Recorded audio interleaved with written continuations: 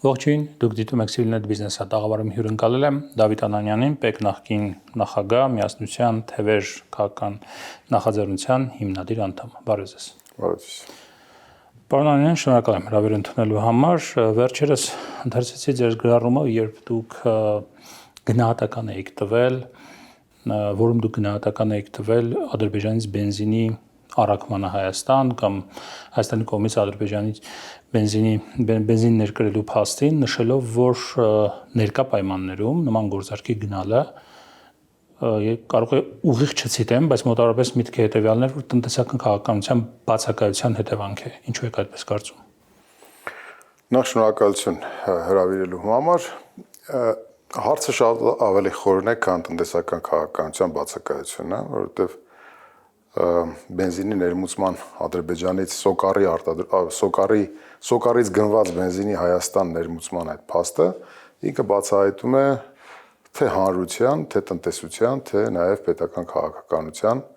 խոցելիությունը, եթե մի քիչ փորձենք մեղմարտահայտենք։ Ես խոսել եի տնտեսական քաղաքականության բացակայության մասին, մի փոքր դրան կանդրադառնամ։ Դրա մի փոքր նախապատմություն պետք է անենք ձեր թույլտվությամբ։ Տեսեք, երկրները, որոնք որ ունեն ստրատեգիական նշանակության եւ ոչ միայն ստրատեգիական, այլ նաեւ ընդհանուր օգտագործման, լայն օգտագործման ապրանքների սեփական արտադրություն չունեն կամ ունեն դրա կարիքը ներմուծելու, իրենք բնականաբար ներմուծում են, որպեսզի տնտեսական առումով նաեւ սպառողների շահերի պաշտպանության տեսանկյունից սպառողներն ունենան բավարար որակի եւ բավարար, այսպես ասած, քանակի եւ ըստ տեսականու ընդհանուր օգտագործման ապրանքներ։ Իսկ էներգակիրների պարագայում անխուսափելի է դրանց ներմուծումը, եթե դու չունես սեփական արտադրություն։ Միանշան։ Այստեղ է պետության անելիքը բացահայտում։ Նախ պետության անելիքը բացահայտենք, հետո բիզնեսի անելիքը բացահայտենք, հետո հանրության անելիքը բացահայտենք եւ կտեսնենք, որ սա լակմուսի նման բացահայտում է մեր խոցելիությունը այդ 3 մակարդակներում։ Ինչ է անում պետությունը տվյալ դեպքում։ Պետությունը լավ գիտի եւ ընդհանրապես տնտեսական քաղաքականության համար պատասխանատուները գիտեն, որ օրինակ առևտուրը որպես տնտեսական կամ տնտեսության ոլորտ ինքը ավելացված արժեք չստեղծող ոլորտ է, ըստ էության ինքը արտադրողից վերջնական սպառողին հասցնելու այդ միջանկյալ օղակն է եւ շատ կարեւոր է թե պետությունը, կառավարությունը, տնտեսական քաղաքականությունը ինչպիսի օրիենտացիա ունի, այսինքն ինչպիսի երկրներից ինքը պետք է խրախուսի ներմուծումը, որ երկրներից չպետք է խրախուսի կամ պետք է որոշակի հովանավորչական քաղաքականություն իրականացնի։ Հովանավորչական քաղաքականություն, երբ որ մենք ասում ենք, շատ դեպքերում հասկանում են միայն այն դեպքը, երբ որ հայրենական արտադրությունը խրախուսելու համար դու որոշակի մաքսասակագնային կամ այլ կարգավորումներ ես օգտագործում, որպեսզի քո արտադրանքը երկրի ներսում շատ ավելի մրցունակ եւ հասանելի լինի սպառողին, քան արտերկրից ներմուծողը։ Այս դեպքում նաև հովանավորչական քաղաքականություն վարում է այն պարագայում, երբ որ դու բիզնեսին, քանի որ դու շուկայական ազատ փոխհարաբերություններն ես սահմանադրությամբ խրախուսում եւ սահմանադրական պարտականությունն է կարգավորես եւ խրախուսես դա, դու պետք է որոշակի տնտեսական քաղաքականությամբ արհեստական եւ նաեւ իրավական արգելքներ դնես ան երկրներից ներմուծումները, որոնք քո երկրի հետ կամ չունեն դիվանագիտական հարաբերություններ, կամ քո երկրի հետ ակնհայտ թշնամաբար են տրամադրված, կամ այլ դաշինքային երկրների հետ են, այսինքն դու նաև խոսքի էմբարգոյի մասին է, որ մենք կիրառեցինք Թուրքիայի նկատմամբ 2000 օրինակ, այսինքն տնտեսությունը եւ քաղաքականությունը եւ ընդհանրապես քաղաքական շրջանակություն արտաքին քաղաքականությունն եւ դիվանագիտությունը դրանք խարսխված են իրար հետ։ Եվ պետության տնտեսական քաղաքականության բացակայությունը իմ գրառման իմաստով նա էր, որ պետությունը ըստ էության որևէ հովանավորչական, որևէ կարգավորող ֆունկցիա չի անում։ Եվ ես նաև փակագծում մի միտք էի ասել, նույնիսկ կարող է նաև խրախուսում է այդ ապրանքի ներմուծումը դեպի Հայաստան։ Ինչ պատճառներից ելնելով։ Այսինքն սա պետության անելիքը եւ խոցելիությունը։ Լավ։ Երբ որ դու տնտեսական քաղաքականության առումով ներմուծվող ապրանքների արտադրողների եւ արտադրող երկրների առումով չես կարողանում ճիշտ հասցեական բան զսպող եւ ընդլայնվող քաղաքականություն իրականացնել։ Այստեղ մի փոքր ճշգրտում։ Իսկապես կարծում եք, որ պետությունը չի կարողանում այդ ճիշտ եւ հասցեական թիրախները ընտրել արտաքին հարաբերություն, արտաքին տնտեսական հարաբերությունները Ադրբեջանի հետ հարաբերությունների կարգավորման այս փուլում, որովհետև մինչև այդ չկային այդ հարաբերությունները, տրանզիտը չկար Ադրբեջանից, Ադրբեջանի հետ ուղիղ գործարքների հնարավորությունը չկար եւ դրանք չէին իրականացվում։ Հիմա երբ տեսնում ենք որոշակի Ադրբեջանի հետ խնդիրների կամ չգիտեմ հակամարտության կարգավորման որոշակի առաջընթաց, արդեն այդ հնարավորությունները բացվում են։ Ինչ պետք է անի պետությունը։ Պետք է ասի ես հնարավորություններ են բացվում։ Այսինքն տրանզիտի հնարավորությունն է Ադրբեջանը բացել, որ Ռուսաստանից ծորեն կամ Ղազախստանից ծորեն է արտահանվում Հայաստան, Ադրբեջանի տարածքով եւ հնարավորություն է ընձեռվել հիմա ուղիղ առևտրի։ Ինչ պետք է աներ պետությունը, պետք է ասեր ես քո հետ ուղիղ առևտուր չեմ անում։ Տեսեք, դուք կտրում եք ընդհանուր կոնտեքստից մեր ապագան, ներկան եւ ապագայի նկատմամբ մեր տարապես մշուշոտ պատկերացումների վերաբերյալ մեր, այսպես ասած, վերապահումները։ Ինչ եմ ուզում սա ասեմ։ Երբ որ Ադրբեջանը իր 26 թվականի պետական բյուջեի ռազմական ծախսերը, ամբողջ բյուջեի մոտավորապես, եթե չեմ սխալվում, 20%-ը հայտարարում է, միգուցե ավելին կարող եմ 4-ից 5% ավել էր պլանավորել 2026-ի եթե ռազմական ծախսերը ավելացնում է Ադրբեջանը, տարածաշրջանում այդ ռազմական ծախսերը ինքը որ ավելացնում է, պոտենցիալ թշնամիները ովքեր են, առնվազն կարող են լինել Իրանը եւ Հայաստանը։ Ինքը տարածաշրջանում այլ թշնամի չունի։ Եվ այն պարագայում, երբ որ դու քո թշնամաբար տրամադրված քո հարևան երկիրը մեծացնում է իր ռազմական ծախսերը, եւ դու դրա զուգահեռ ուզում ես տնտեսական փոխհարաբերություններ իր հետ զարգացնես, եւ ընդհանրապես ներմուծումը նշանակում է, որ դու քո սպառողների հաշվին ֆինանսավորում ես այդ երկրի համախառն ներքին արդյունքը, ստեղ կա դիսբալանս, արշալույս դրա մասին ենք խոսում։ Եթե կա տնտեսական քաղաքականություն, այդ տնտեսական քաղաքականությունը ձեր ասածով ուղղված է այդ բարի դրացիական ճակերտով ասած փոխհարաբերությունները ընդլայնելուն, ապա դա ըստ էության դավադիր տնտեսական քաղաքականություն է։ Շատ հակառակը դիտարկենք։ Ելնելով էլի նրանից, որ Ադրբեջանը շարունակում է ուրեմն ավելացնել իր ռազմական ծախսերը, կա թշնամանք այս երկու երկրների միջև եւ Հայաստանը ոչ մի առևտուր չի անում այդ երկրի հետ։ Շարունակում է ուրեմն այդ առևտրի անգամ հնարավորությունը, որ առաջարկվի Ադրբեջանի կողմից, Հայաստանը դա դնում է պաուզայի վրա, ասում է չէ, ինձ պետք չէ։ Դա ավելացնում է Ադրբեջանից պաշտպանված լինելու հնարավորությունը։ Վարշալուզյան, դուք կտրում եք կոնտեքստից, գիտեք, նայեք։ Առևտուր անում են։ Նկատի իշխանության նարատիվը հետեւյալն է։ Մենք պետք է գնանք առևտուր անենք։ Իշխանության նարատիվը որտեվ չկա այդ նարատիվը, ազգային նարատիվ չի, դա թշնամական նարատիվ է, դա դավաճանական նարատիվ, հասկանում եք։ Սա բերում եմ ես, որպեսզի դուք դրան պատասխանեք, ես դրան չեմ հակադարձում ձեզ, հա։ Իշխանության նարատիվը հետեւյալն է. մենք պետք է գնանք հնարավորինս շատ առևտրային հարաբերություններ զարգացնենք հարևանների հետ, պետք է ունենանք հնարավորինս շատ հնարավորություն հարևանների միջոցով այլ երկրների հետ կապվելու եւ այլ, եւ սա ստեղծելով փոխադարձ այսպես կապվածություն իրար հետ ժամանակի ընթացքում պետք է իջեցնի թշնամանքի աստիճանը։ Դա աբսուրդ է, դա մանկամտություն է։ Եվ դուք որ դա ասում եք, ես վստահ եմ դուք ձեր ներսում եք գնահատում դա այնպես, համարյա թե այնպես ինչպես ես եմ գնահատում։ Ին վերաբերմունքը երրորդական հարց է, ես ձեր վերաբերմունքն մենք բավականաչափ ժամանակ ունեցել ենք շփվելու իրար հետ, ես կարծում եմ այդպիսի տեսակետ ունեմ, բայց Քավլեսի, անցնենք ձեր հարցի պատասխանին։ Երբ որ դու ուզում ես հարաբերություններ հաստատես մի երկրի հետ, որը 30 տարի թշնամանք է իր երկրի ներսում,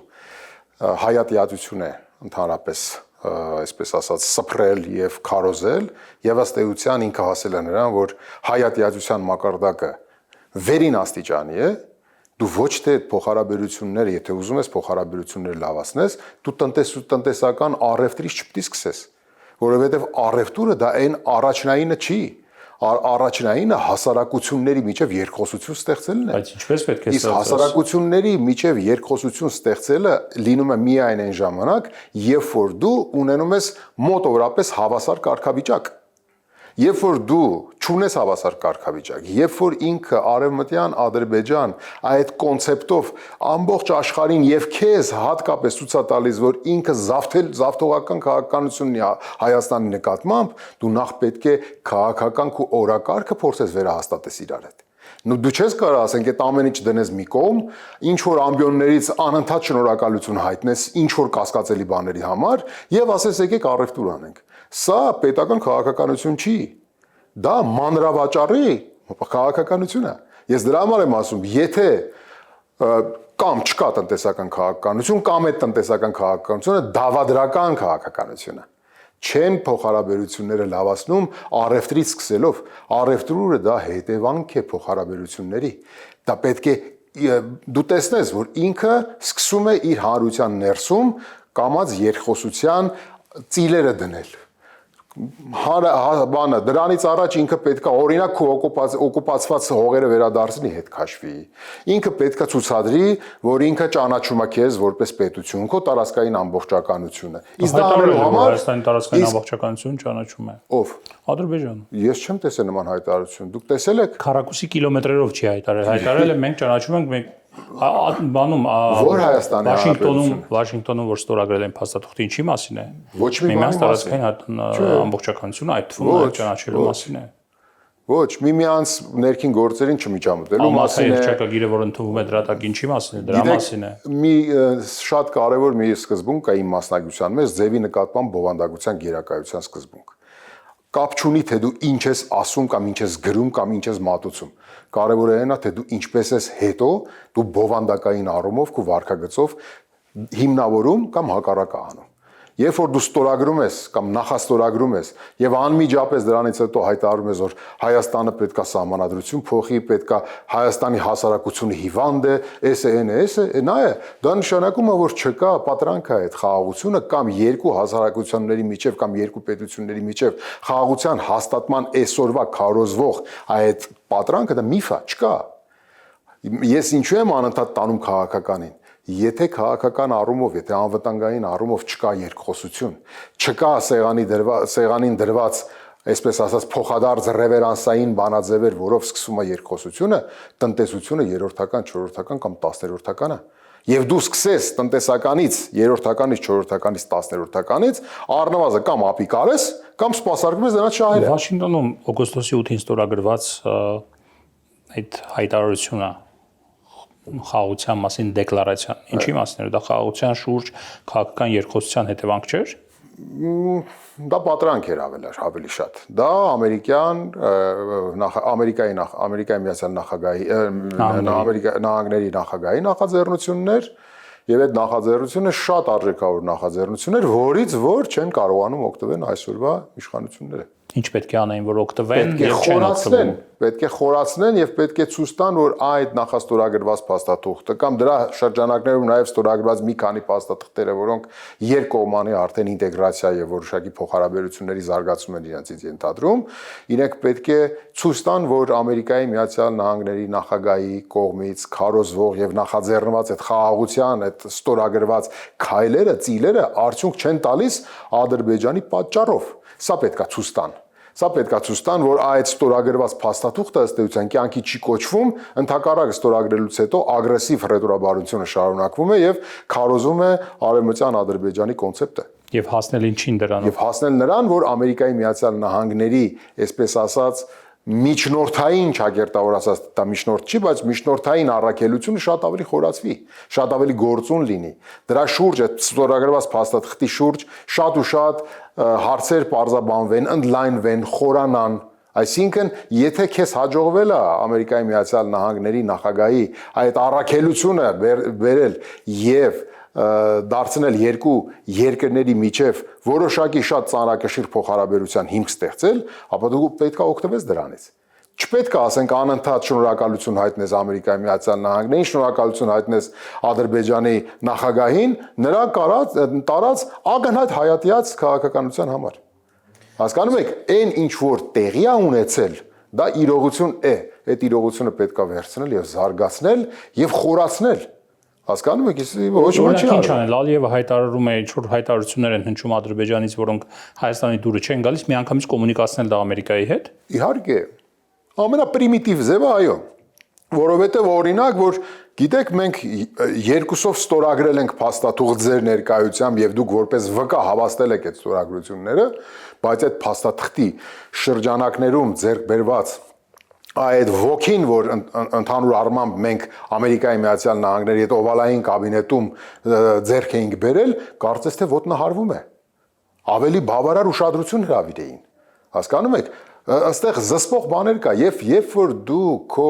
քաշային կատեգորիայով քու պատճառով դու քաշային կատեգորիան գցել ես եւ քո հարևանների հետ նույն քաշային կատեգորիայում չես, օրինակ որտեվ ռազմական առումով դու այսօր շատ ավելի վատ վիճակում ես քան նա էլ օրինակ իր ռազմական ծախսերը շատացնում է, ի հեճուկս դրան դու կրճատում ես քո ռազմական ծախսերը,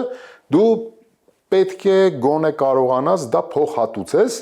ճիշտ դաշինքներով, ուղղակի դաշինքներով կամ դաշինքային փոխհարաբերություններով։ Ախր այդ դաշինքները կազմողները չկան, պատրաստակամություն դրա չկա։ Բայց լավ, քանի որ ռազմական ծախսերից խոսեցիք, չէի պլանավորել սրա մասին խոսել, բայց էլի տնտեսական կոնտեքստում եմ ուզում ես հարցը տալ ձեզ։ Ռազմական ծախսերի կրճատումը Հայաստանում հիմնականում նաև բացատրես նրանով, որ բյուջեի դեֆիցիտը բավականին բարձր է եւ մենք չենք կարող պահել այս դեֆիցիտը 5-5.5% շրջանակներում, պետք է գնալ դրա նվազմանը 4.5% դարձնել։ Եվ սա մի քանի այլ ոլորտներում եւս կրճատումներ եղան, բայց հիմնականում իհարկե ռազմական բյուջեի, ռազմական ծախսերի հաշվին տեղի ունեցավ։ Սա ճիշտ քայլ էր տնտեսական տեսանկյունից, թե ոչ։ Դա հանրային ֆինանսների կառավարման տեսանկյունից որպեսզի մեղմ արտահայտվենք, դիլետանտական քայլ էր։ Ինչու՞։ Որովհետև եթե դու բյուջետային կոնսոլիդացիայի խնդիր ունես, ռազմական ծախսերից չպետք է սկսես, որովհետև դու այն տարածաշրջանում ես, որ ռազմական ծախսերը պետք է միշտ ավելանան։ Եվ եթե ուզում եք իմանալ, եթե կոնսոլիդացիա են ուզում բյուջետային ծախսային հոդվածների մեջ եթե ռևիզիա անեն, միշտ մի 100 միլիարդ կգտնվի, որ տարիների ընթացքում այսպես պտտվում բերում են, բայց չեն ծախսում։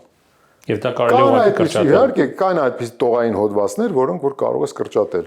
Հիմա սրա ֆոնին տեսեք 300 միլիոն դրամ հավելավճար են վճարել падգամավորներին։ Օրինակ որոշել է ազգային ժողովի նախագահը, որ խնայված միջոցների հաշվին կրկնակի պարգևատրում վճարի։ Հասկանում եք, երբ որ աճ ձեռը չգիտի ձախ ձեռը ինչ է անում։ Երբ որ հանրային ֆինանսների կառավարումը ըստ էության բացակայում է, երբ որ հանրային ֆինանսների կառավարման համար պատասխանատուն ընդհանրապես չգիտեմ ինչով է զբաղված,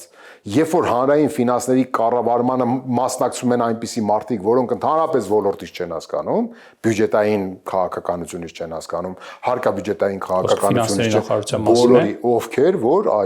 որ զբաղվում են։ Խոսքը ֆինանսների նախարարության մասին է, խոսքը կառավարության այն չինովնիկների մասին է, ովքեր որ մասնակցում են հարկաբյուջետային քաղաքականությանը։ Հիմնականում դա ֆինանսների նախարարությունն է։ Այո, դա տոտալ ձախողում է բյուջետային քաղաքականության։ Հանրային ֆինանսների կառավարումը այսօր ըստ էության ձախողված է, որովհետև ինքը չի կարողանում ֆինանսների նախարարության հեգեմոնիան առաջ տանի։ Հասկանում եք, դա հաջողվել է բազմաթիվ տասնամյակներ շարունակ։ Նախարարությունը պետք է հանրային ֆինանսների կառավարման հեգեմոնիա ունենա։ Ինքը պետք է ոլորտների նկատմամբ ավելի պահանջկոտ լինի։ Ինքը ընթացիկ եւ կապիտալ ծախսերի նկատմամբ պետք է պահանջկոտ լինի։ Իսկ ի՞նչ է նշանակում, որ դուք ասենք 20-25% օրինակ ծախսային չկատարման բան ունեք։ Հա իհարկե գերատեսչություններ եւ ոլորտային պատասխանատուներն են մեղավոր, բայց ֆինանսների նախարարությունը տեղ դերակատարում ունի։ Ծախսերի դերակատարումի նկատի ունեք։ Իհարկե։ Պարոն Անանյան, դուք պետական կառավարման համակարգում եղել եք ֆինանսների փոխնախարար, դուք շատ լավ պետք է իմանաք, որ Հայաստանում քրոնիկ գնումները թերակատարվել են, ծախսերը թերակատարվել են։ Դրանք տարեվերջին, երբ որ մյուս տարվա մենք տվյալները տեսնենք, որ 25% չի, սովորաբար այդպես է լինում։ Տարեվերջին գալիս կանգնում է 90%, 95%։ Գիտեք ինչ է հաշվին, որ ասենք օրինակ ինչ որ մի պայմանագրի շրջանակներում այդ պայմանագրի կատարման համար կանխավճար կտրվի։ Մեխանիկորեն մյուս տարվա համար։ Դա դուրս կգա, որ այդ ծախսումը կատարվի։ Միշտ է այդպես եղել։ Գրեթե միշտ էլ այդպես է։ Դուք եք այդպեսի բան արել։ Ես չգիտեմ, ես պատասխանատու չեմ եղել հանրային ֆինանսների համար։ Ես հարկային քաղաքականության համար եմ պատասխանատու եղել, բյուջետային ոլորտի համար պատասխանատու չեմ։ Այդպես են դուրս գնում փողերը եւ այդպես եղել ժամանակ։ Իհարկե դուք էլ կարող եք դա տեսնել։ Դա բաց թափանցիկ տեղեկատվությունն է ազգային վիճակագրական կոմիտեի հրապարակումներին որ հետևեք կտեսնեք։ Դա ես դավադրապաշտական բաներ չեմ բացահայտում ինձանից։ Այսինքն կարող եք ասել, որ դուք էլ ձեր մեղք ունեք դրանում։ Եթե ուզում եք որ մեղքի բաժինը վերցնեմ, պրոբլեմ չկա։ Չեմ ասում ուզում եմ, ես հարց եմ տալիս, որովհետև ժամանակին դուք եք եղել այդ ոլորտում, կառավարել եք, կառավարիչներից մեկն եք եղել ոլորտի։ Լավ, համարենք ես էլ եմ եղել կառավարիչ, բայց ես եղել եմ հաշվական հաշվառման աուդիտի եւ հարկային քաղաքականության համար պատասխանատու, լավ։ բյուջետային քաղաքականության աչքում դուք եղել եք ֆինանսների փոխնախարար, որը պատասխանատու է։ Եթե իմ ժամանակ, մեր ժամանակ եղել է թերակատարում, բնականաբար հանրային ֆինանսների համար պատասխանատուներ ունեցել են իրենց թերակատարումը։ Իրենց բանը։ Բայց իրենք հասկացել են բյուջետային ոլորտից։ Իրենք կարողացել են առաջնահերթությունները սահմանել։ Իրենք կարողացել են համապատասխան օրենքները տանել այնպես, անցկացնել ազգային ժողովում, որ հարկաբյուջետային քաղաքականության առումով զսպող բոլոր մեխանիզմները աշխատեն։ Ես այդ ժամանակվա փոխնախարար եմ եղել, հասկանում եք։ Երբ որ բյուջետային համակարգի մասին օրենքում, երբ որ տարբեր գործիքակազմեր են դնում, եւ օրինակ ազդակները հարկաբյուջետային ֆիսկալ գործիքներ են դրվում եւ այդ ֆիսկալ գործիքները համապատասխան, գիտեք ոնց, հարաբերականորեն ինքնուրույնություն եւ հեգեմոնիա են տալիս ֆինանսների նախարարությանը, որպեսզի ինքը իրականացնի շատ հասցեական եւ շատ արդյունավետ հարկաբյուջետային քաղաքականություն։ Իսկ ժամանակ արդյունավետությունից եք խոսում, ինչպիսին է եղել օրինակ ծրագրերի կատարման արդյունավետությունը։ Ծրագրերի նկատի ունեմ ֆինանսական միջոցները, որոնք հատկացվել են, հետո դրանք ինչ որ մի ձև գնահատվել են, չէ՞, տրված գումարները տեղ հասել են, չեն ասել ծրագրերը կատարվել են, թե ոչ, որովհետև հիմա նոր է ներդրվում գնահատման որոշակի համակարգի, որը թույլ կտա նոր չի ներդրվում 18-19 թվականից է ներդրվում։ Այդ ժամանակից սկսեցին, բայց մեր ժամանակ ծրագրային բյուջետավորման գործիքները դեռ չէին գործում։ Մեր ժամանակ եւ շատ մոտավոր էին իրականացնում այդ գնահատումները։ Քանակական եւ որակական գնահատման չափանիշները դեռ սահմանված չէին մեր ժամանակ, երբ որ ես ֆինանսների փոխնախարար էի։ Լավ, պարոն Անանյան, վերջերս կառավարության նիստում եղավ մի դեպք, որը անպայման կուզեի քննարկել ձեզ հետ, երբ վարչապետը իսկապես այդ խնդիրը կա Հայաստանում, Երևանում ինքս եմ հանդիպել, երբ մտնում ես տարբեր խանութներ, այդ թվում տեխնիկայի, եւ մարդկանց ասում ես, գիտեք ինչ, ես ինչ որ տեխնիկա եմ ուզում առնել, գնել ձեր մոտից, իրենք ասում են, եթե վճարում ես կանխիկ, ապա մի գինե, եթե վճարում ես անկանխիկ, ապա մեկ այլ գինե։ Ես ընդհանրապես չգիտեմ դա ինչպես է ձևավորվում, բայց մոտավորապես մարդիկ այդպիսի այդ առաջարկն են մատուցում։ Եվ վարչապետը դրա վերաբերյալ համապատասխան վերաբերմունք, կոշտ վերաբերմունք դրսևորեց, հանձնարարական տալով փաստացի ՊԵԿ նախագահին, որ փակեք այդ խանութը։ Եթե նման այլ խանութներ կան, էլի ձևը գտեք, փակեք։ Եվ հաջորդ օրը խանութը փակվեց։ ՊԵԿ-ը նման իրավիճակներում, քանի որ պետական եկամուտների կոմիտեն է կառավարել, իրավասություն ունի փակել խանութ այսպես ասած ոչ չի փակել, բայց այնուամենայնիվ ինչ որ մի ձև կա նման տարբերակ թե ոչ օրենսությամբ կա նման բան, բայց դա ոչ եւ ինչու մենք եթե տարբեր գնային այսպես իրականությունների եմ բախվում երբ մտնում ենք խանութ, ինչով է դա պայմանավորված։ Եկեք ձեր հարցը 3 մասով բաժանենք, 3-ին էլ պատասխանենք։ Նախ ասում եք պետական չինովնիկը դուք եք չեք ասում ներողություն վարչապետն ասում է աշխատակազմի աշխատողները գնացել են ինչ-որ մի հատ խանութ ուզեցել են տեխնիկա գնեն եւ ասել են ինչ արժի, ասել են կանխիկ էսքան, անկանխիկ էսքան։ Նախ ինչ գործ ունեն պետական չինովնիկները գնային խանութ տեխնիկա գնելու, եթե կա պետական գնումների ընդհանրակարգ եւ այդ գնումները իրականացվում են մրցույթային եղանակով եւ գնումներով պետքա մրցույթ հայտարարվեր, մրցույթով դրանք ձեռք բերվեին։ Այսինքն ստեղ կա մի հատ նենց ինչ որ կասկածել իրավիճակ։ Անձնական գնումների համար են գնացել, չգիտեմ, այն ամենը։ Այդ գնացինք մի կողմ։ Հիմա երկրորդը գնացել են, ասել են կանխիկ էսքան, անկանխիկ էսքան։ Ամենայն հավանականությամբ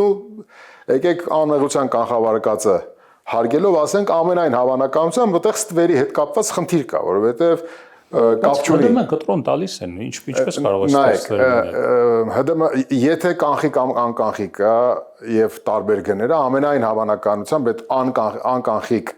կանխիկ գնումը ՀԴՄ կտրոն չի տրամադրվելու։ Այո, որովհետև եթե ՀԴՄ կտրոնա տրամադրում կամ անկանխիկ է վաճառքը, դա այդ դեպքում էլ երկու դեպքում էլ վաճառքը ձևակերպվում է եւ կապ չունի կանխիկա թե անկանխիկ, գնում է ընդհանուր հաշվետվողական իր համակարգով անցնում է։ Մտածում եմ կարող է բանկային սակագների հետ է կապված դրա։ Բացարձակ չի կարող բանկային սակագների հետ կապված լինի, որովհետև բանկային սակագները շատ աննշան են այդ առումով, այսինքն իրենք չեն կարող իրականում ասենք ինքնարժեքի առումով շատ միզր են։ Եթե 0.ինչ որ 1 կամ 0.2%-ի մասին է խոսքը կանխիկացման կամ բան, էլի, կամ նույնիսկ կանխիկացում էլ այսօր ասենք ինչի են կանխիկացում, տեխնիկայի խանութը կանխիկացման ինչ խնդիր ունի։ Եթե ինքը ձեռբերումները անկանխիկ է, եթե ինքը ներմուծող է օրինակ, չէ՞, այդ նշանակում է որ ինքը կանխիկ փողի խնդիր ունի։ Եթե կանխիկ փողի խնդիր ունի, ուրեմն ինքը շուկայի ձեռբերումների խնդիր ունի տեխնիկայի։ Այդ որոնք են այդ շուկայի բաները, դրանք օրինակ ոչ օրինական եղանակով ներմուծված գնումների հետ է կա։ Այսինքն ինքը տես շղթայական է։ Բայց եկալենք սենց, էլի, տեսեք, ինքը պետքա ինքնարժեքային առումով տարբերություն չլինի։ որևէ ձևով, որտեվ եթե ես վաճառում եմ այս բաժակը եւ վաճառում եմ անկանխիկ եւ կանխիկ, եւ կանխիկի ու անկանխիկը, եթե ես թափանցիկ եմ վաճառում, երկու դեպքում էլ ինքը պետքա գրանց իմ համապատասխան գրանցամատյաններում իրենց արտացոլեմ, ապա սրա կանխիկացման հետ կապված բանկային տոկոսը ինքը իմ ինքնարժեքի կալկուլյացիայի մեջ նստում է եւ ընդհանուր ինքնարժեքում ինքը հաշվի առնվում եւ կապ չունի ինքը անկանխիկա թե կանխիկ, որտեվ երկու դեպքում էլ այդ ծախսը այնպես է դու պլանավորում, որ գործարքից եկած եկամուտները կլանի այդ համընդհանուր այդ ծախսերը։ Հետևաբար ստեղ եկեք մենք ամենայն հարգանքով անմեղության կանխավարկածը համարենք, որ պետք է հարգենք, բայց ամենայն հավանականությամբ այդտեղ այո կա ստվերի ռիսկ կա, այո։ Հիմա իրավունք ուներ ասեր գնացեք խանութը փակեք, ոչ, դա իր անմիջական գործառույթներից չի։ Եվ եթե իրավապաշտպանները մի քիչ փորփրեն օրենսդրությունը, նույնիսկ կարող են հանցագործության մասին հայտարարություններ ներկայացնեն։ Հենց վարչապետի այդ հայտարարությունը առերևույթ պարունակում է հանցակազմ։ Թող զբաղվեն սրանով։ Հիմա դրանից հետո ՊԵԿ-ը իրավունք ուներ փակեր, ոչ, բայց ՊԵԿ-ը հարկային վարչարության շրջանակներում կա օրենսդրական այդպիսի, այսպես ասած, հնարավորություն։ Այո, եթե նման կտրոն չի տրամադրել, այո, մի քանի անգամ խախտում անում, բայց դա էլ ոչ թե խանութ փակում ես, այլ կասեցնում ես գործունեությունը մի քանի օրով։ Այո, նման գործիքակազմ կա։ Բայց եթե ես չեմ սխալում, խանութը փակվել է ոչ թե ՊԵԿ-ի կողմից իրականացող հարկային վարչարության շրջանակներում, այլ նախկինում հարուցված քրեական գործի շրջանակներում քննիչի որոշմամբ ինչ-որ քննչական գործողությունների շրջանակներում։ Հասկանալի, լավ։ Բայց այնուամենայնիվ վարչահրամայական ձևը տարբերակ է կամ ճիշտ ճանապարհն է ստվերի նվազեցման։ Ոչ։ Ստվերի, նայեք, ստվերի չհաշվառվող տնտեսության կամ ստվերի դեմ պայքարը պետք է լինի կոշտ։ Բայց այդ կոշտը պետք է լինի օրենքով սահմանված գործիքակազմի կիրառման արդյունք, այլ ոչ թե խոսույթի եւ մարդու ցանկությունների կամ իր վարքագծով, ասենք, որոշակի ներգործության միջոցներով։ Այդպես չի լինում ստվերի դեմ պայքար։ Սա անարխիա է, սա մեկ անձի իշխանության, ասենք, կամ ուզուրպացիա, ինչ որ դրսևորման, ինչ որ մի այլ տարատեսակ է։ Ես ասում եմ այսպես, կառավարությունը ես եմ, գնացեք փակեք իմ պատասխանատվությամբ, դուք պատկերացնում եք, ասենք, սա ուզուրպացիայի դրսևորման հերթական ձևն է։ Չի կարելի, եթե դու իրավական պետություն ես, ուզում դառնալ, ապա դու պետքա թողես, որ հարկային վարչարությունը կամ ցանկացած այլ պետական մարմնի կողմից իրականացվող իրավունքի տեսանկյունից իրականացվող բանը վարչարությունը բացառապես իրավակարգավորների շրջանակներում լինի։ Կոշտ, բայց իրավակարգավորների շրջանակներում։ Տեսեք, քանի որ խոսեցիք այդ հանրային ֆինանսների կառավարման եւ առհասարակ այդ պարգևավճարների եւ այլնի մասին, որ իսկապես հանրության որոշ շրջանակներում զայրույթ է առաջացրել, քննարկում է այդ թեման եւ այլը, բայց այնուամենայնիվ գալով բիզնեսի տեսանկյունից, քանի որ էլի լինելով պաշտոնյա զբաղվել եք եւ հարաբերվել եք բիզնեսի հետ, ինչ է այսօր ասում կառավարությունը։ Կառավարությունն ասում է, որ ինքը խնդիր ունի, այսինքն խնդիր ունի, որ հնարավորինս ցանկանում է բիզնեսի հետ հարաբերությունները դնել վստահության հենքի վրա, շատ ստուգումներ չանել բիզնեսում եւ այլը, եւ բիզնեսը օրինակ ենթադրենք ընկալում է այդ մեսեջները եւ սկսում է ստվերային ինչ-որ շրջանառություններ չունենալ, ամբողջությամբ հարկերը վճարել, բայց դրա արդյունքում տեսնում է, որ տարեվերջին ինչ-որ անհասկանալի պարգևավճարներ են տեղի ունենում, հանրային ֆինանսները գուցե ինչ-որ ոլորտներում լավ չեն կառավարվում, չգիտեմ, լինում են տեղի են ունենում գործողություններ, որ իր համար անհասկանալի եւ անընկալելի են։ Սրանք անվստահության էլեմենտներ մտցնում են կառավարություն բիզնես հարաբերություններում։ Միանշանակ մտցնում են, բայց գիտեք, մի պահ պիտի վերադառնանք ձեր այն սկզբի հարցին բենզինի հետ կապված, որտեղ մենք բիզնեսի վարկագիծը չգնահատեցինք, մենք նրանք պետության վարկագիծը գնահատեցինք, բիզնեսի վարկագիծը չգնահատեցինք։ Հետո վերադառնանք այս հարցի հետ, փորձենք կապենք իրար։ Հիմա պետությունը մենք որոշակի կամ չունի տնտեսական քաղաքականություն, կամ ունի այնպիսի տնտեսական քաղաքականություն, որը ոնց որ ազգային նպատակներ չի հետապնդում։ Մոտավորապես բենզինի հետ կապված մենք այսպիսի մի ռեզյումեի եկանք, համենայնդեպս ես եկա այդպիսի ռեզյումեի։ Բիզնեսը ինչ պետք է անի։ Բիզնեսը պետք է լինի ազգային կապիտալի ձևավորման համար այդպիսի վարկագիծ կամ այդպիսի արժեքներով շարժվող բիզնես։ Բիզնեսը պետք է լինի էլիտա ձևավորի։ Բիզնես ձեռնարկատիրական ընտրանի կամ ձեռնարկատիրական էլիտա մենք պետք է ունենանք։ Ինքը պետք է ունենա կորպորատիվ սոցիալական պատասխանատվության իր, այսպես ասած, քաղաքականությունները։ Սոցիալականը դնենք մի կողմ։ Այսինքն դուք լիբերալ մոդելը մերժում եք։ Նայեք, լիբերալը կարող է չմերժել, բայց բիզնեսի համար շահն է կարևոր եւ շահույթը։ Մեր պարագայում այո մերժում եմ, ինչու, որովհետեւ բիզնեսը պետքա լինի Եվ փողը սահմաններ չի ճանաչում։ Դա անիմաստ գլոբալիզմն է եւ լիբերալիզմը, ոնց որ դուք ասացիք, մեր պարագայում դա կործանարար է, որովհետեւ մենք պետք է խրախուսենք ազգային կապիտալի ձևավորումը։ Իսկ ազգային կապիտալը դա այն է, երբ որ դու քո գործունեությունը իշահ ես դնում քո պետությանը։ Նայեք, բիզնեսը պետքա առնվազն 3 մակարդակում պետություն, հանրություն կամ հասարակություն եւ աշխատակազմ ունենա իր կորպորատիվ սոցիալական պատասխանատվության իր ծրագրերն ու քաղաքականությունը։ Ինքը պետքա, օրինակ պետության առումով ինքը պետքա տեսնի թե ինքը ինչպիսի գործունեություն է ծավալում եւ իր գործունեությունը պետությանը նպաստում է թե չէ։ Պետության ասելով տնտեսությանը օգուտ տալիս է թե չէ։ Օրինակ ինքը արտահանմանը միտված գործունեություն է իրականացնում, իր գործունեությունը ստեղծում է արտահանման պոտենցիալ կամ ինքը իր վարքագծով օրինակ կարողանում է փոխարինի ներմուծումը, օրինակ եթե արտադրություն է անում եւ իր արտադրության հումք նյութեր ինքը ձեռք է բերում արտերկրից, չէ։ Ինքը ջանք թափում է, որ այդ հումքի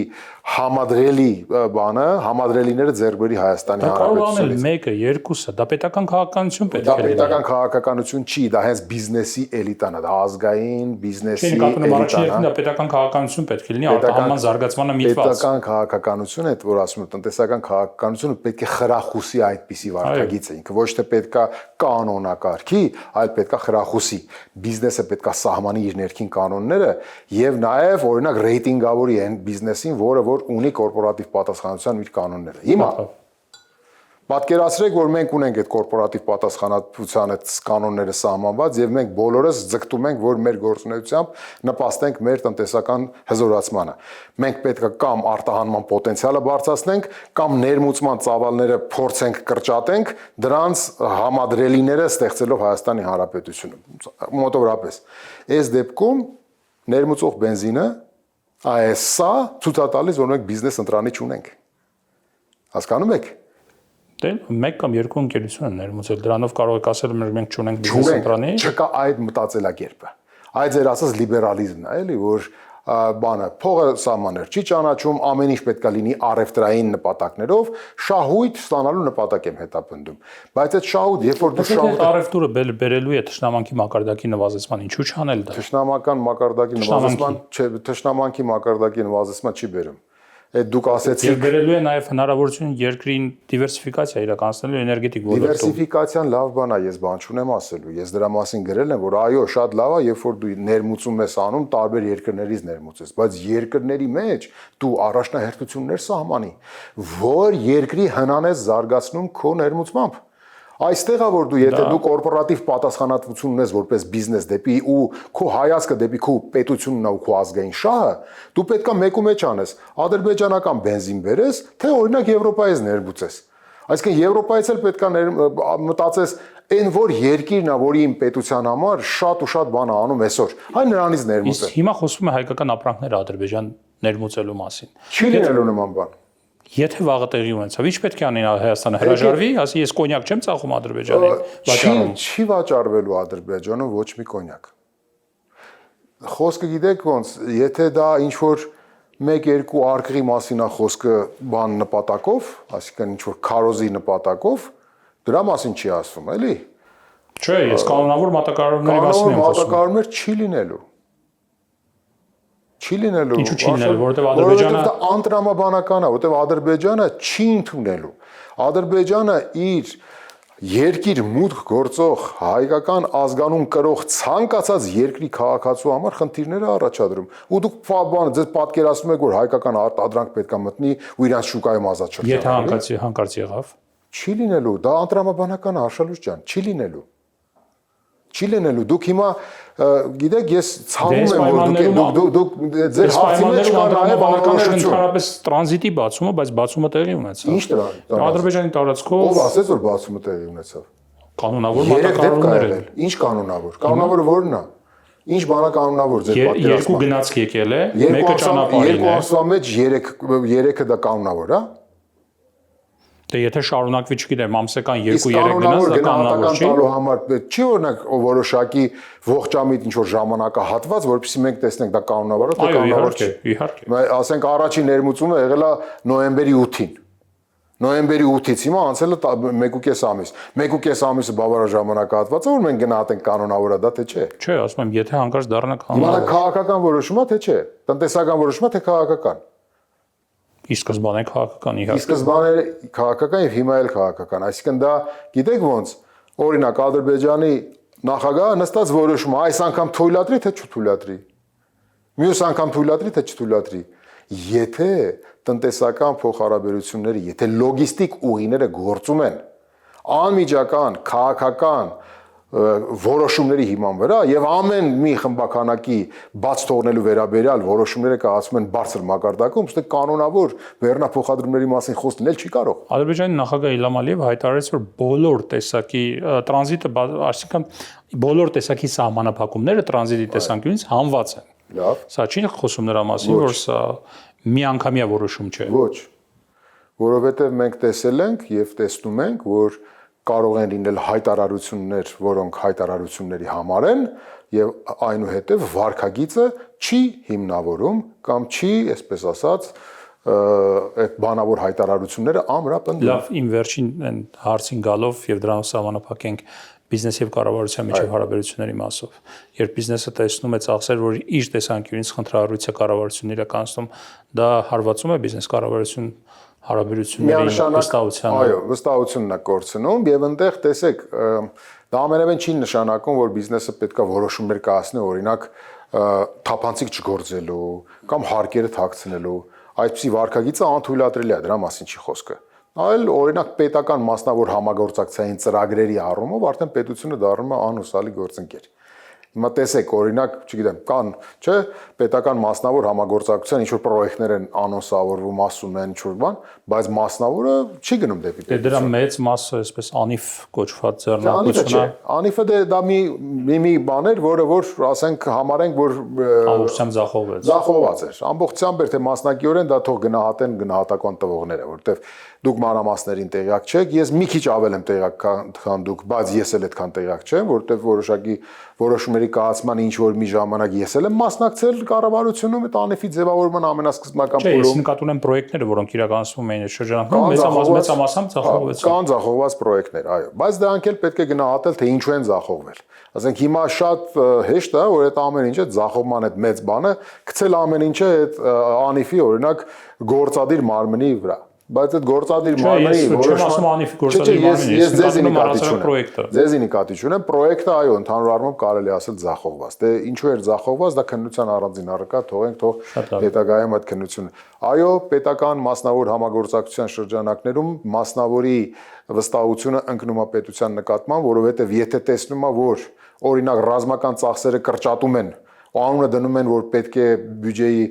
սեղմենք մեր գոտիները, որպեսզի բյուջեի դեֆիցիտը քչացնենք, բայց միաժամանակ նաև այն մյուս ձեռքով տեսնում է, որ օրինակ բյուջեի խնայված միջոցները հետ չի վերադարձվում բյուջե, այլ կրկնակի երակի հավելավճարներ են վճարվում, այստեղ դիսբալանս կա։ Այս նշանակում է, որ քաղաքական իշխանությունը ինքը երեսպաշտ է, կարելի այսպես ասել։ Հասկանում եք, որովհետև ռազմական ծախսերի կրճատման միակ եւ շարժառիթը ոչ թե բյուջետային բաներ ունենալն է, այլ նման պահանջ կամ նման հանձնարարական կատարելը, ու այդ հանձնարարականը ես չգիտեմ որտեղից է, թեև մենք կարող ենք քննարկել դա։ Բայց եթե գիտեք, որ կա հանձնարարական, ինչպես չգիտեք որտեղից։ Ես ենթադրում եմ, որ կլինի այդպիսի հանձնարարական։ Որտեղ շատ վստահ եք ասում հանձնարարական կա։ Ես նրանց վստահ եմ խոսում, բայց իմ խոսքերի մեջ ես մի քիչ փորձում եմ լինել խնդրեցուց տալ այդ հանձնարարականը։ Ես ենթադրում եմ, որ կան այդպիսի հանձնարարականներ, որովհետև ըստ էության տարբեր ռեպարացիոն, ճակերտավոր ասած, ռեպարացիոն հանձնարարություններ են կատարվում Հայաստանում։ Պարոն Անանյան, բայց հանուն արդարության այս իշխանության շրջանում պետական ռազմական ծախսերը 3 անգամ ավելացել են։ 2018 թվականից այս կողմ եւ հիմա 100 միլիարդ դրամ կրճատելու համար ասել, որ այս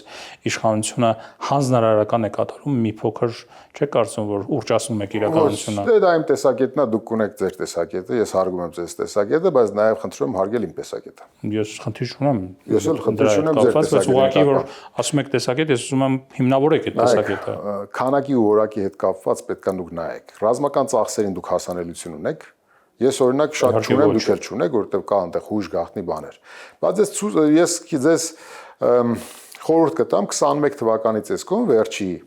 21, 22, 23, 24, 25-ն էլ սա ավարտվում է 5 տարիների վերցնեք հասանելի տեղեկատվությունը նայեք ու կտեսնեք թե որ հոդվածների գծով է որ ավելացել է ռազմական ծախսերը։ Ու դուք կտեսնեք, էլի, դա որակի մասին է խոսքը։ Մեծ մասում կարող է գրվել կապիտալ ծախսեր, բայց դա մենք չգիտենք դրա։ Եվ ասենք շենք շինությունների վրա ասենք բաներ։ Այո, բայց որ շենք շինություններ են ստեղծվում դրանք։ Որ 21 թվին, 22 թվին սահմաններով բունկերներ են ստեղծվում։ Չէ, մինչև հիմա։ Դե գնացեք նայեք, էլի, նաև տեսեք բյուջետային գործընթացներ կա, որ ազգային ժողովում օրինակ կատարողականների ժամանակ մեկ-մեկ ասենք չէին կարողանում եւ հրապարակում են այնպիսի տեղեկատվություն, որ գրված էր թե օրինակ կապիտալ շինարարությունը ինչ ուղղություններով է գնացել։ Այդ ուղղությունները, ասենք, շատ նման էր բնակարանաշինությանը, էլի գնացեք նայեք։ Այդտեղ բաներ կա, որ ասում եք, այս իշխանության օրոք այսպես, այս իշխանությունը, նայեք 18-20 թվականների ընթացքում ես եղել եմ պետական եկամուտների կոմիտեի նախագահ եւ ես այո գիտեմ որ 18-20 թվականների ընթացքում պետական բյուջեի եկամուտները բավականին մեծացել են։ Դրանից հետո էլա գրեթե կրկնապատկվել է եկամուտները։ Բայց այն դեպքում, երբ որ տնտեսական քաղաքականություն չկա, երբ որ տնտեսությունը չի աճում, բայց աճում է պետական բյուջեի եկամուտները, այդ թվում հարկային եկամուտները, այստեղ պետք է հարց տալ։ Տնտեսությունը ինչպես չի աճում։ 4-5% աճում է տարեկան։ Դե աճել կա աճել, էլի որակական աճ է նայեք։ Մենք դա նայեք, երբ որ դուք ծառայություններ, առևտուր ու շինարարությունը աճում է, ու դա պատրանքով ներկայացվում որպես աճ, դա հարկման տեսանկյունից ինքը չի ստեղծում պոտենցիալ, տնտեսության պոտենցիալը չի ավելանում, բայց երբ որ դու այսօրվա այդ ստեղծվելիքը չես թողում որ վերաներդրվի, որովհետև վերաներդրման ուղղություններն էլ հստակ չեն ձևակերպվում, որովհետև չկա նման կարողություն եւ ունակություն,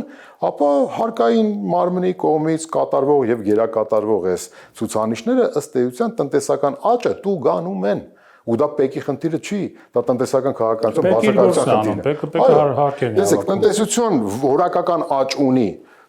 պեկը կատարում է իր գործը, շատ լավ է, որովհետև նայեք, շատ լավ է, երբ որ դու որպես հարկահավաք տեսնում ես, որ հարգման օբյեկտներն են շատանում։ Այսինքն հարգման պոտենցիալը տա մեծանում։ Երբ որ հարգման օբյեկտները բազան չի ավելանում, ըստ էության կամ անորակ ձևով ավելանում, որտեղ ծառայությունն առևտուր եւ շինարարություն, որը ապագա չի ապահովում քո տնտեսության համար, եւ դու ամեն դեպքում այդ թափանիվը, որ ավելացնում ամեն տարի, դու այդ ամեն տարի ավելացող թափանիվի ցուցանիշներով այդ ամբողջ բյուջետային քո հանձնարարությունները կատարում ես, դու մտքում բան ես անում, որ ոնց որ թե իմ լավ աշխատանքով ես տնտեսական աճ եմ կանգնացնում ու տնտեսական պոտենցիալ եմ տուգանում։ Պետության քաղաքականությունը տնտեսության նկատվում է արդյունաբերության զարգացման ուղղված, երբ որ ուրեմն վարկային տոկոսներ են սուբսիդավորվում եւ այլն, դրանք չեն օգնում պոտենցիալի ավելացմանը։ Որովհետեւ այդ սուբսիդավորող վարկերը մի հատ դու գնացեք վարկային պորտֆելի կառուցվածքը մի հատ ուսումնասիրեք, կտեսնեք բիզնեսի ֆինանսավորող վարկային պորտֆելն է ավելացել, թե իմպոտեկային մոդեռնիզացիային ուղղված քաղաքականությունը չի ավելանում, այսինքն ցենց ասած վարկային մեծացել է, ես բայց բանը չգիտեմ, կառուցվածքը չգիտեմ։ Դե կառուցվածքը էլի իվնաս բիզնեսի, այսինքն բիզնես պրոյեկտները։ Իհարկե, որովհետև հիպոթեքն ու սպառողական վարկերի բանն է ավելանում, որովհետև բնակարանաշինությունն է ավելանում։ Ես նկատի ունեմ արդյունաբերությանը ուղղված, հատկապես արդյունաբերությանը, որովհետև կան ընկերություններ, որոնք հաստոցներ են առնում, կան ընկերություններ, որոնք առնում են որոշակի տեխնիկա եւ այլ եւ դրանց հասկանալի է, բայց այդ գործիքը ըստ էության չի գործում։ Սուբսիդավորվում է, բայց ինքը այն էֆեկտը չի բերում, որովհետև երբ որ դու սուբսիդավորում ես, դա նշանակում է, որ պետք է այդ գործիքը աշխատի։ Այդ գործիքը չի աշխատում, որովհետև վարկային պորտֆելը այդ ձեր ասած այդ ուղղության ֆինանսավորման համար բանկերի կողմից տրված վարկերը ծավալներով չեն մեծանում։ Այդ նշանակում է ինքը պահանջված չի։ Այդ նշանակում է, որ պահանջվածը շատ ավելի այլ տոկոսներ։ Իա տեսեք, բանկի համար շատ լավ է, հիպոթեկային վարկը։ Ինչու՞։ Գրավի առարկան 100%-ով իր մոտ է, 15 տարվա, ենթադրենք միջինը 15 տարվա վճարումների բանը ունի, գրաֆիկը ունի, շատ հանգիստ եկամուտ Պետությունն էլ սուբսիդավորում է տարբեր բնականոն երիտասարդներ կլինի կամ ինչ-որ տարբեր, ասենք, զինծառայողներ կլինի, մյուս, շատ լավ։ Եկամտարկի հետ վերադարձ։ Հասկանում եք, այս դեպքում դու տեսնում ես, որ քու տնտեսության բանը կառուցվածքը լավը չի։ Շատ լավ։ Շնորհակալ եմ զրույցի համար։ Շնորհակալ։ Civilnet Business տաղավարում ես զրուցեցի Դավիթ Անանյանի հետ։ Առողջ եղեք, կհանդիպենք։